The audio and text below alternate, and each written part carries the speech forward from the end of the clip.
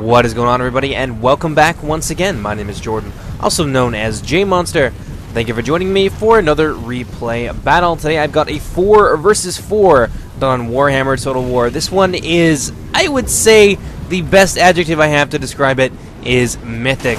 There are dragons, there are dinosaurs riding other dinosaurs, there are gigantic infantry fights, and some pretty solid artillery hits as well. So this is truly an apocalyptic struggle, and I think you guys are going to have a lot of fun with it. So without any further ado, let's get into the army comps, and then we can get into the battle itself. I hope you guys enjoy. The first defending army we're going to be looking at today is the forces of the Dark Elves, being commanded by Vislok.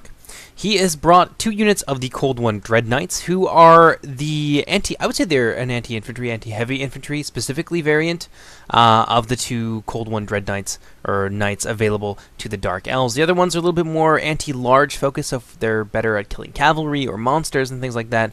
But these Dread Knights here are definitely in their element when they're fighting infantrymen, especially those that are heavily armored. He's also bringing a couple units of Dark Shards here without shields, just to save a little bit of extra money so he can afford some of the other things in his army. He's got 1 unit of Bleak Swords, 1 unit of Reaper Bolt Thrower, which is really nicely placed up here on this hill to do some serious damage to the enemy armies as they approach. He's got 1 unit of, I love this guy, this is Malekith mounted on his Black Dragon Seraphon, who is an absolute beast in combat. You're going to be seeing Malekith mounted on this bad boy quite a lot in multiplayer, so be prepared when you see someone is bringing the Dark Elves. And finally, this is why Vislok, I think, cut corners on his army a little bit, like the Dark Shards without shields and things like that, so that he could afford an extra unit of Blackguard of Naggaroth, who are very strong. Halberds in the first game, especially like elite halberds like the Chosen, they were terrible. Nobody used them. They could just not get anything done because they attack so incredibly slowly. That appears to have been fixed a little bit in Game 2, at least from what I've seen of the 4 races that are present. I mean, once we get Mortal Empires and we add more races to the mix, maybe Blackguard and Phoenix Guard and things like that will slip back into obsolescence, but for the time being, these guys pretty damned strong. They do not have the physical resistance that the Phoenix Guard have, but they do have more weapon damage, weapon armor piercing, and I think a better bonus versus large units. So the Blackguard make up for it. They're a little bit more offensively minded halberds versus the Phoenix Guard, who are a little bit more defensive in nature. I think that just about does it for the Dark Elf army. It's quite small, except for the War Hydra we got over here. War Hydra is so good. I love the Hydra. Its biggest downfall is that it doesn't have a ton of armor, but it's got regeneration. It can use its fiery breath to disrupt enemy infantry formations and do a lot of damage, especially if you can get some nice enfilading shots along the length of a unit's axis with it. It will chew them out and potentially cause a rout really quickly. But that does it for the Dark Elves. Let's move on now to the Skaven player, this army being commanded by Sawbones McTavish.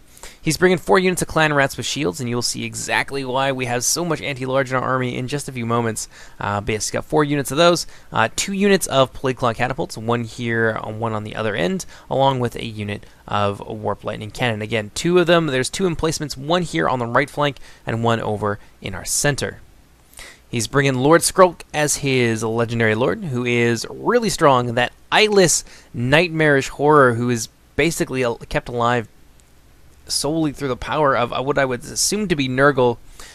He is a plague bearer and an absolute beast.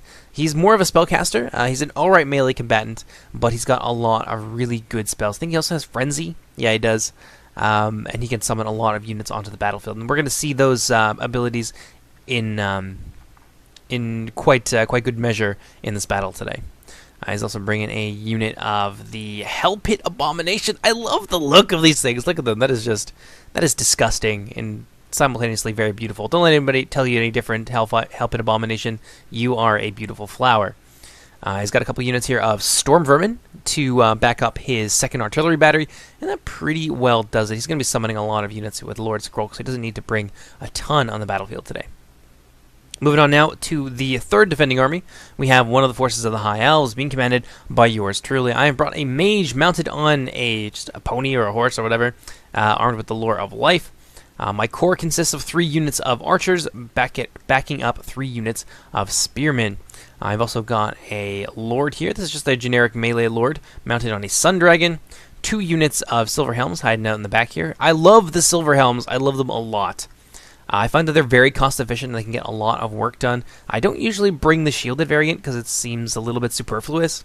As long as you can keep these guys away from missiles and things like that, which you're going to want to do with the shielded variant anyway, they will do just fine. And that anti-infantry bonus, I can talk today, is really, really useful and makes them, I think, probably the most cost-effective cavalry that the High Elves can bring to bear.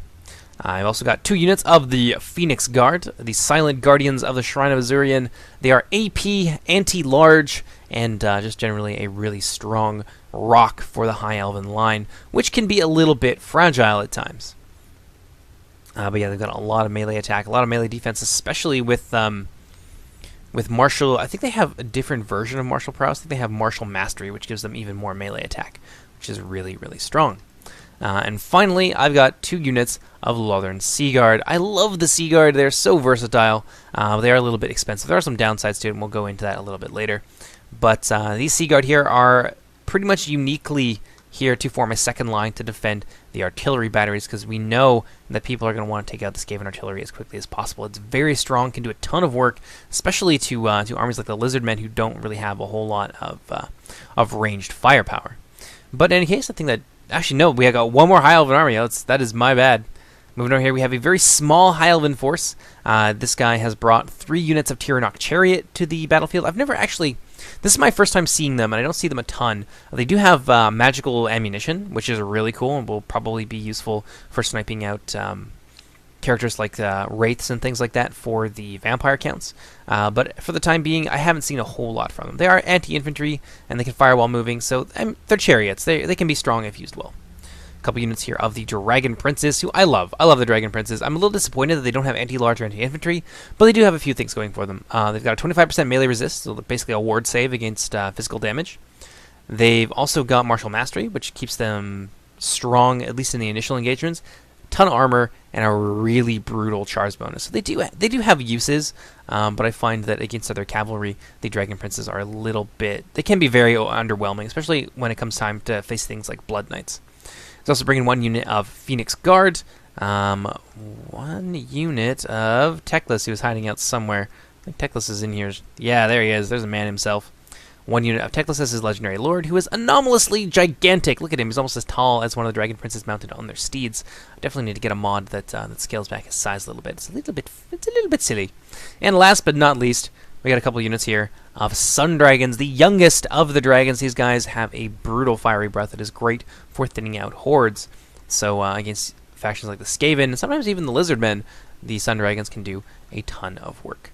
But I think that just about does it for the defending armies. Let's go ahead and let's see what the attackers have brought to bear today. The first attacking army we're going to be looking at today is a very small but very elite force from the Lizardmen. This guy has brought 5 units of Temple Guard, 1 unit of Feral Stegodon, 1 unit of Krokgar mounted on his legendary Mount Grimlock, and 1 unit of... These are the old blood... No, this is the Saurus Scar Veteran mounted on a Carnosaur as well. So a lot of large units here. When we saw 3 Lizardmen players, we kind of knew what they were going to do. We had a very good idea in any case that there's going to be a lot of dinos. Moving on to the second Lizardman player, he's got, I believe, 4 units of Skin Cohort, something like that? A lot of Skin Cohort, 2 units of Skin Cohort, some Saurus Warriors, and a bunch of Cold One Riders, who, I don't think these guys have anti-large, but they do have some pretty decent attack and defense stats, and they are AP as well. He's also bringing 2 units of Kroxagor, 1 unit of Mazda Mundi, mounted on his Ancient Stegodon Zlak, who looks freaking cool. Look at those horns. That's amazing. I love the way that the heroes, and especially the dinos, look in this. Very, very fitting. He's also got 3 units of Feral Bastillodon hanging out here in the woods, who are just... These guys are really cheap battering rams. You just throw them in there where you need them to be, where you want to try and punch through with your forces, and they will just go crazy. They will obviously go berserk eventually, but they will do a fair amount of damage for what they cost. I mean, 900, you can bring a lot of these guys, hence the 3 of them. Moving on to the only non-Lizardman army in this setup, we have the forces of the High Elves, and I believe he's got 4 or so units of the Lothern Sea Guard with shields. So very durable skirmishers. The only real disadvantage to bringing the Northern Sea Guard is A, the cost, and B, they have a little bit less range and I think less missile damage, although I could be wrong about that, than the regular High Elf archers. So if you're just looking for an archer unit, then definitely go with the High Elven archers, but if you want to have also a potential main line and a little bit of anti-large to defend certain key areas, then the Northern Sea Guard are going to be your go-to.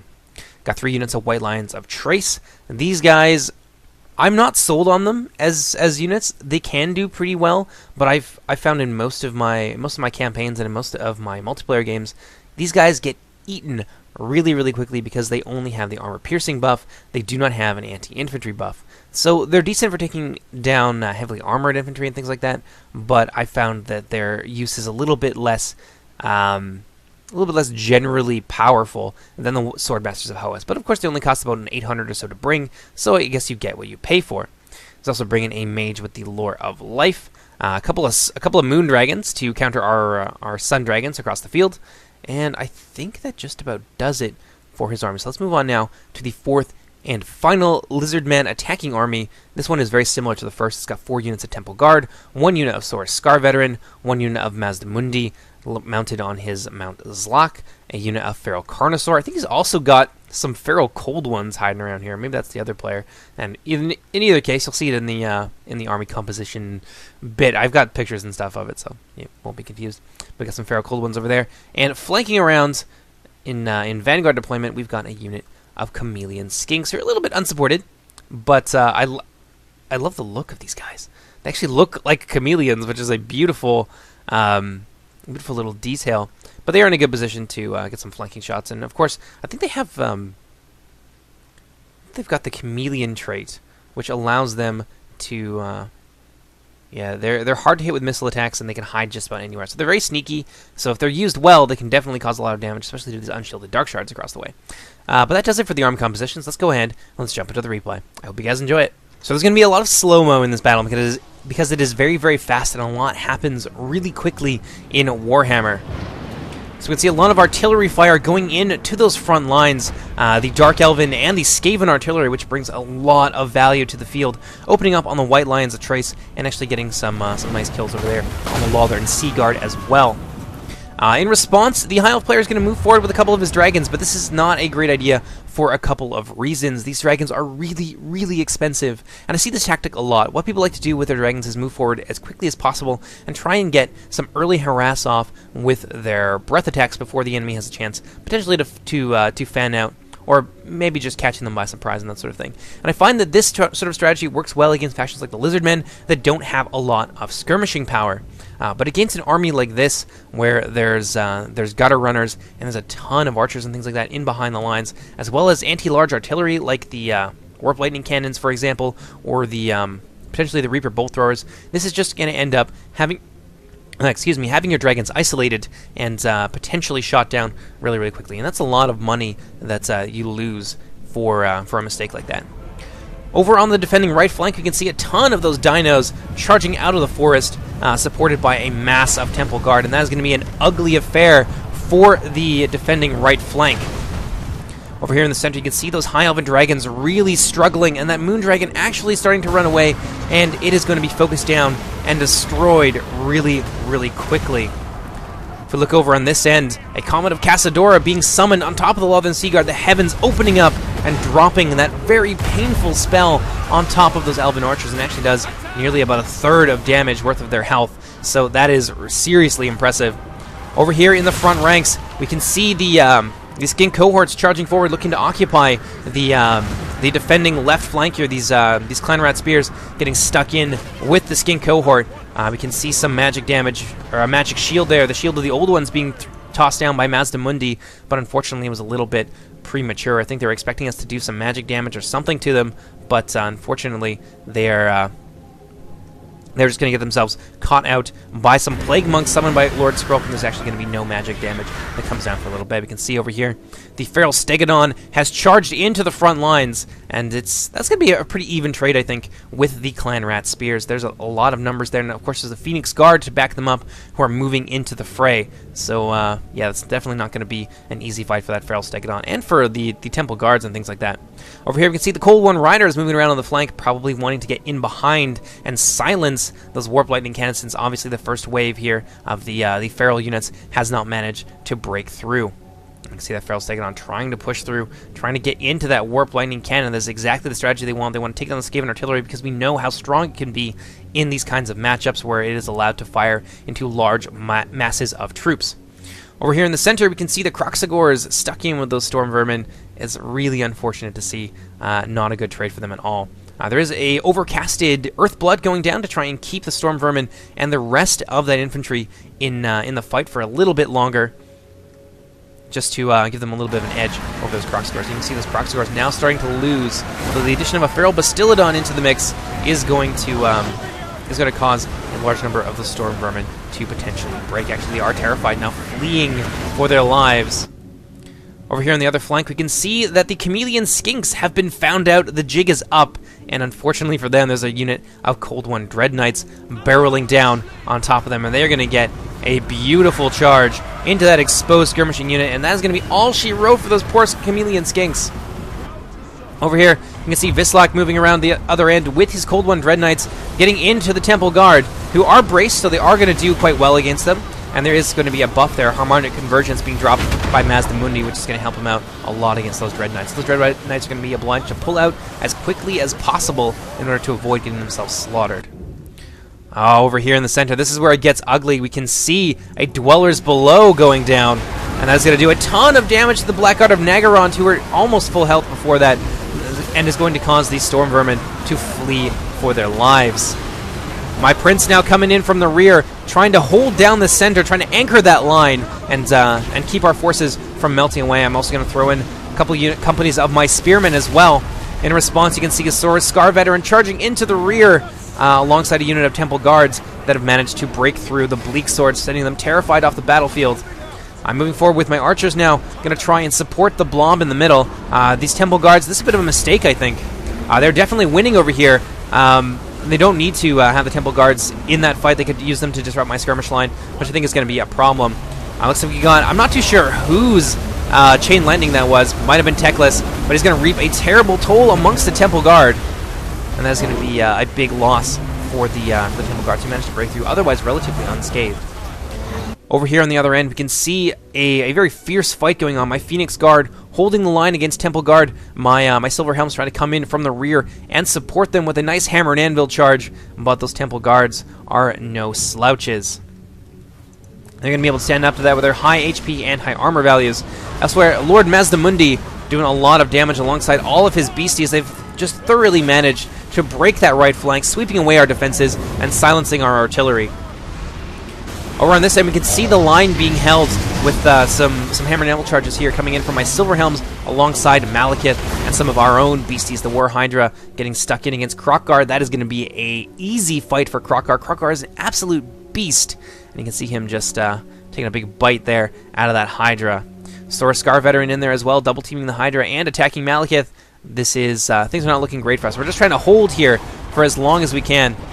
Over in the center, you can see us dropping our own Dwellers Below alongside an Awakening of the Wildwood, and that is going to turn the center fight around. This is the decisive moment here in that center, in the center battle.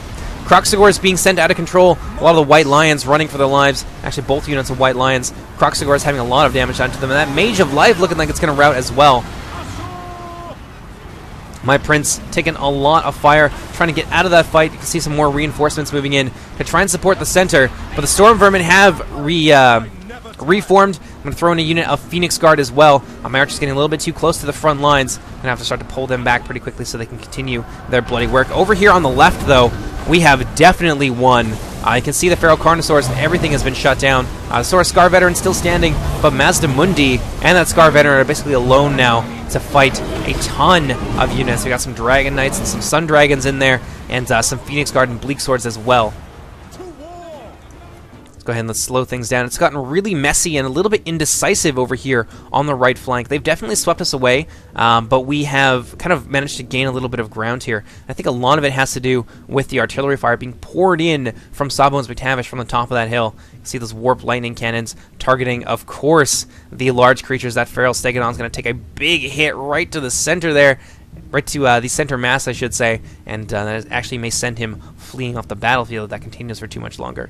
Over here, I got my Northern Sea Guard stuck in against Mazdamundi. Mazdamundi is going to crush these guys with relative ease, but my Temple Guard are going to keep him pinned down.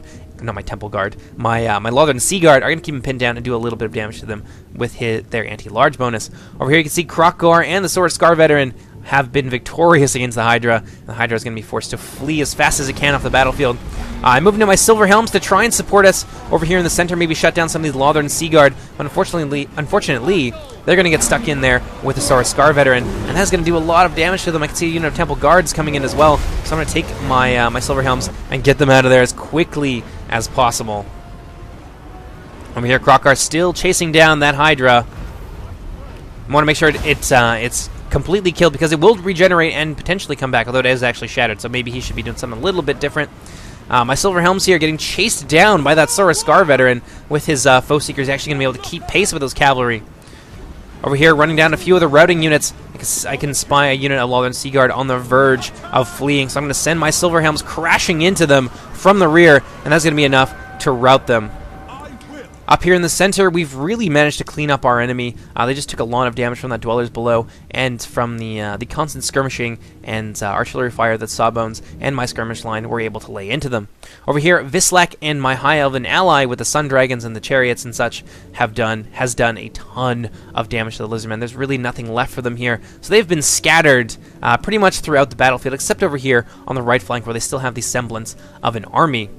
Ooh, look at this. A beautiful little fireball there going into that Moon Dragon. Malekith squaring off against that ancient dragon right there. See a pretty cool little custom animation there where that Moon Dragon is going to get suplexed by Seraphon. A beautiful, beautiful animation, I have to say. I really am a fan of the new large animations. Over here you can see the Phoenix Guard pouring in against that Moon Dragon. That's going to be all she wrote. Sword Scar Veteran coming in, trying to get a piece of Malekith, but honestly, this is not the place where that Sword Scar Veteran wants to be. Not surrounded by Phoenix Guard and a couple of dragons. Over here we can see a little bit of reforming. There was a little bit in any case, but those white lines of trace going to be obliged to flee thanks to my Silver Helms harassing the back lines, just trying to keep our enemy from regrouping. We could probably beat them still in a head-on fight, but they do have some fairly powerful forces over there on the right, and we don't want to give them the time that it would take them to recover and potentially steal victory away from us. Here you can see my Silver Helms fleeing back to the woods, trying to get away from the approaching reinforcements. So some Saurus warriors with shields and things like that that are trying to run down my poor Silver Helms. Elsewhere you can see the Lizard Men moving up from the right flank victorious and looking to overwhelm the sparse forces that we have there and potentially shut down our artillery pieces, which is our biggest fear at this point. My Silver Helms moving over into the woods, and they're going to go for one final glorious charge against those Saurus warriors as they move in to the woods. Get a nice shot right there. Silver Helms charging out of the woods into those Saurus warriors. That's going to be a pretty decent fight for my Silver Helms. Saurus warriors are pretty strong, a lot of armor, a lot of HP, but the Silver Helms are anti-infantry, and this is the kind of fight that they excel at. And that is pretty much all she wrote, I think, for the Lizardmen forces. See some Temple Guards here alongside all the remains of a feral Stegodon, who's been fighting pretty much from the beginning, surrounding Lord Skrolk. Lord Skrolk is just there to give that Warp Lightning Cannon a chance to skitter away. I've actually moved in with my 3 companies of archers, trying to pepper down those Temple Guards, rout them, and do as much damage to them as possible, especially getting some rear shots like they are right now. And then we can turn our sights on that feral Stegodon. A nice shot there from the Plague Cloud Catapult is going to cause that feral Stegodon to rout, and that's going to be a significant portion of the remaining Lizardmen forces fleeing off the battlefield. Over here in the center, we can see Krokgar just doing work. Actually, no, that's Sword Scar Veteran rather doing work. Those 2 Sun Dragons going to drop in on top of him, and that is going to be a big problem for the remaining beasties here. We got the Sword Scar Veteran alongside Tyrion taking on some Spearmen, some Dread Knights, and those 2 units of Sun Dragons. Over here we can see my Prince charging into battle against Mazdamundi. I'm thinking this is going to be an easy enough fight, right? Mazdamundi is not a very physical creature. I'm sure that my Prince will be able to do a lot of damage to him, and indeed he is. And initially the fight goes pretty well. You can see some Northern Sea Guard moving in alongside, yes, Crockguard, the man himself, who is going to barrel down on my Lord and my Mage as well. You can see Lord Skroak summoning a unit of clan rats to try and tie down the Sea Guard, but unfortunately the Saurus Scar Veteran and Crockguard are going to make it into battle against my Prince on his Sun Dragon, and look at the damage they do to him. I don't even have time to pull him out before my Prince is unfortunately devoured by those two Carnosaurs. That was a big loss for me. You can see some of my forces getting a little bit too far ahead of themselves, chasing down some of the routers. My Silver Helms are probably better suited for this job than the Phoenix Guard, and my Phoenix Guard now out of position and unable to lend support to my Lord when he needs it most. But they are slowly approaching Lord Mazdamundi and these big beasties over here, and that's going to be a fight that they do really, really well in. So at this point, it's really just mopping up. You can see in the center just absolute carnage. So many dead units. It was really like half of our armies met in the center, and there was some indecisive clashing on the flanks.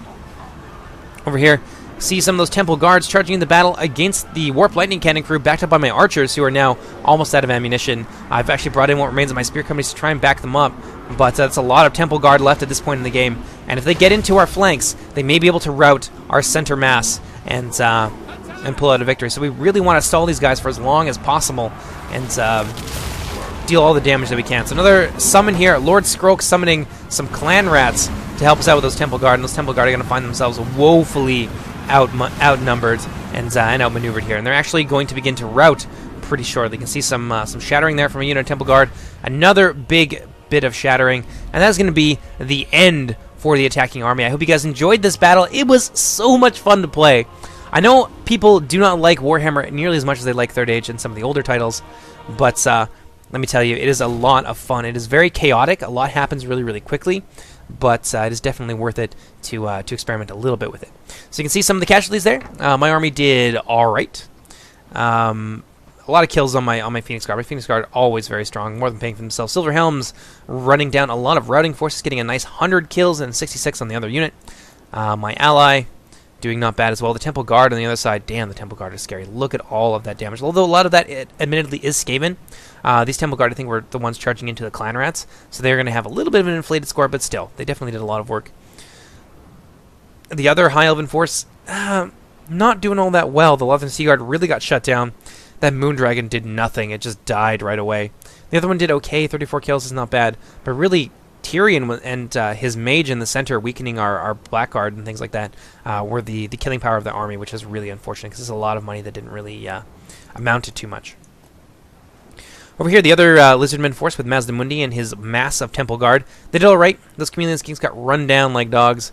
The Feral Carnosaur and, of course, the Saurus Scar Veteran doing really well. Mazdamundi getting a lot of kills, as you would expect from a very powerful mage mounted on a giant Stegosaurus. The other High Elven player did all right. The Dragon Princes, they did all right. Not a whole lot of value coming out of this one unit here with a mere 5 kills. Tyrannok Chariots still not doing very well, but they do hold the line for a little while. The Sun Dragon's doing okay. And Teclis getting himself a nice amount of kills, probably with that chain landing that we saw a little bit earlier. The fourth and final Lizardman player really had a hard time. These Croxagors could have done way more than what they did, and a lot of that is like Storm Vermin kills and things like that. They could have done a lot more. His Cold One Riders did well, and his Saurus Warriors here with the shields did all right as well. But the rest of them kind of got shut down, especially the Skin Cohorts. They got themselves surrounded and shot with a little bit of fire, which was very, very unfortunate for them. Again, Mazdamundi getting a solid amount of kills. But yeah, that's it for the battle. I hope you guys enjoyed it, and I will see you next time. I think we're going to be having some Third Age coming up next. I have a really nice Third Age battle, and I've also got one that's going to be coming out on the official channel. So you guys will be getting a Third Age double feature. It won't all be on my channel, of course. It'll be on the official one as well. And then after that, we're going to continue with more of our Teclis campaign, which is a lot of fun. I love the campaigns in Warhammer 2. They are much improved over the previous version. So yeah, definitely a lot of fun. Enjoying that campaign quite a lot. But in case, I have been Jordan, also known as JMonster, and I'll see you guys next time. Take care, everybody. Bye-bye!